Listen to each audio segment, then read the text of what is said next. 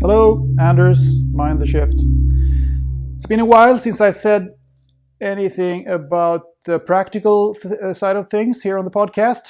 Well, I can say today that I have started preparing episodes for YouTube finally, which is a good thing, of course. But it's going to take some time because it's a lot of work.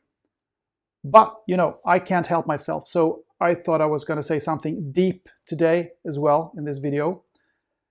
I want to say some words about modern psychology and its relevance for our understanding of what a human being is and why we behave the way we behave. Sometimes I feel that psychology, mainstream psychology, I should say, because there are lots of wise and wide-minded psychologists out there, but the mainstream psychology and the mainstream behavioral science, they are at times at the kindergarten level. It may sound harsh, and it is harsh. Their methodologies have their place, I guess, but they are given too much clout. They scratch the surface and they make side issue the main issue. So they have too much influence, I think. Mainstream psychology and behavioral science. We're born with unique individual personality traits. We have different ways of dealing with things, events, circumstances in this life.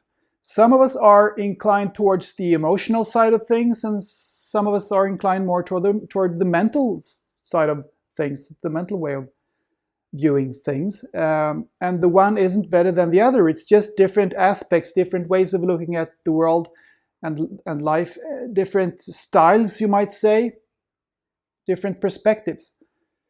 I personally also believe that we are born with a blueprint which entails that our higher self, which you might call our soul or something else, has a general idea about what it needs to experience in this life. There is a general plan that tells us that we need to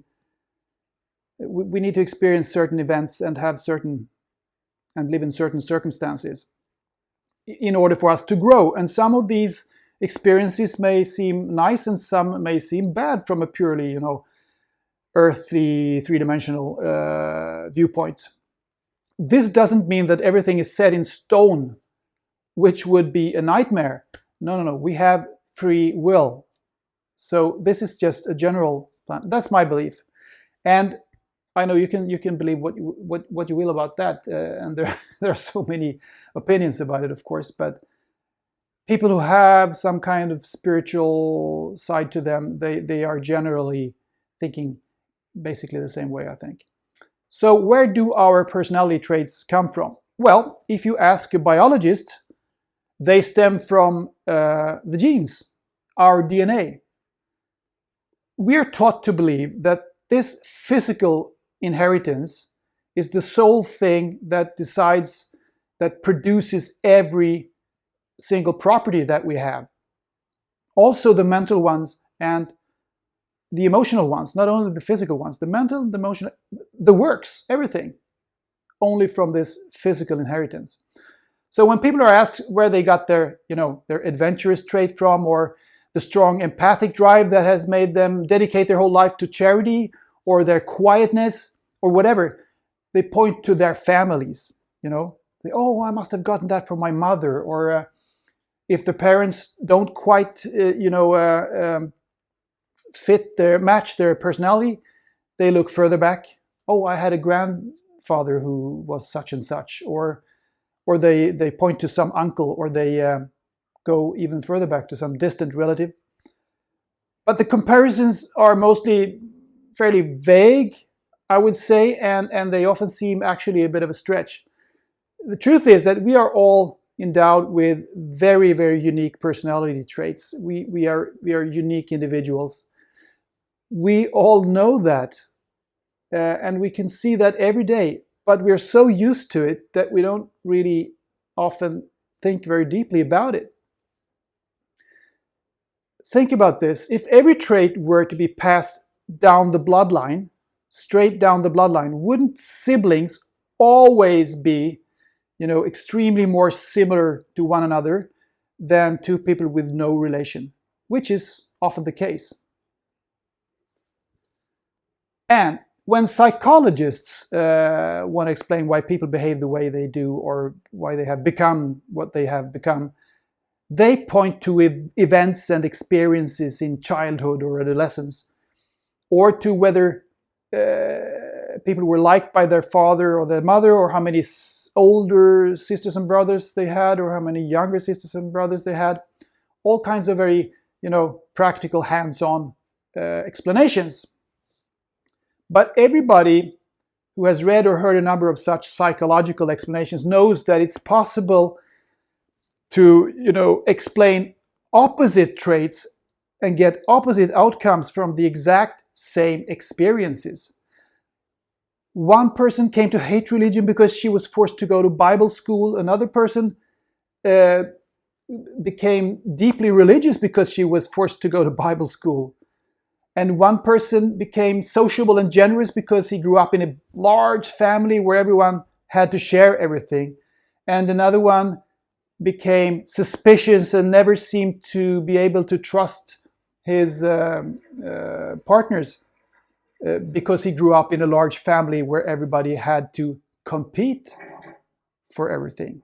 You get my point.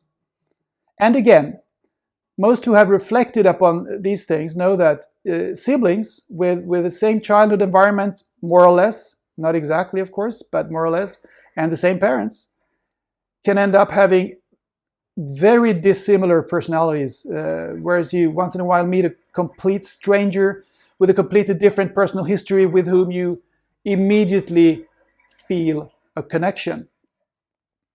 So I think mainstream psychology has got it all backwards. It's not primarily the events or environments or circumstances that shape the personalities, although that has some impact, of course. I shouldn't say anything other than that. That's a no-brainer, but it's not the primary driver. It's primarily the personalities that decide how these people will react to these events and circumstances. Now, the frustrating crux of the matter is that since Freud's days, or even longer, only those two main forces behind personality development have been accepted: environment and genes. Environment and genes. A third factor, a non-physical, innate blueprint that your soul brings to the table, is never even considered in the mainstream. And yet, I think that is the most important factor. For more on this, check out episode 41. Thank you for now. Bye-bye.